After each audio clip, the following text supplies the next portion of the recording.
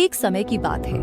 एक छोटे से गांव में एक वृद्ध व्यक्ति रहता था जिसे सब लोग बाबा के नाम से जानते थे। बाबा बहुत बुद्धिमान और दयालु थे, लेकिन उनके बारे में एक रहस्य था।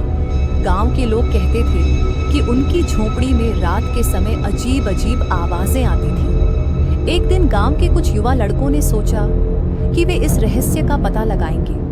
उन्होंने रात को बाबा की झोपड़ी के आसपास छिपने का निर्णय लिया। जैसे ही रात गहराई हुई, उन्होंने देखा कि बाबा अपनी झोपड़ी के बाहर एक छोटी सी आग जलाकर ध्यान कर रहे थे। अचानक एक तेज हवा चली और आग की लपटें ऊपर उठने लगी। तभी उन्हें एक अजीब सी आवाज सुनाई दी, बच्चों, तुम यहाँ क्यों छुपे हो? लड़के घबरा गए और सोचने लगे कि यह तो भूत की आवाज है। लेकिन उन्होंने हिम्मत जुटाई और धीरे धीरे बाबा के पास पहुंचे। बाबा ने मुस्कुराते हुए कहा, डरो मत बच्चों, ये कोई भूत नहीं है।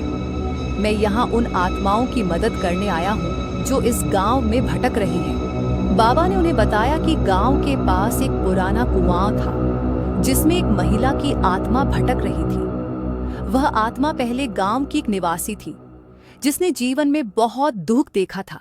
बाबा ने कहा, अगर तुम लोग सचमुच मुझ पर विश्वास करते हो तो आइए, इस आत्मा को शांति देने में मेरी मदद करो।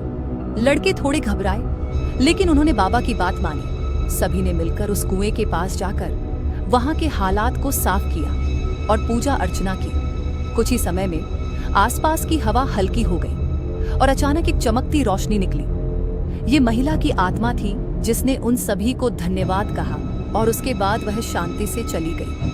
उस दिन के बाद से गांव में कोई अजीब आवाजें नहीं आई। सबको समझ में आ गया कि बाबा केवल एक दयालु व्यक्ति थे जो दूसरों की मदद करने में विश्वास रखते थे।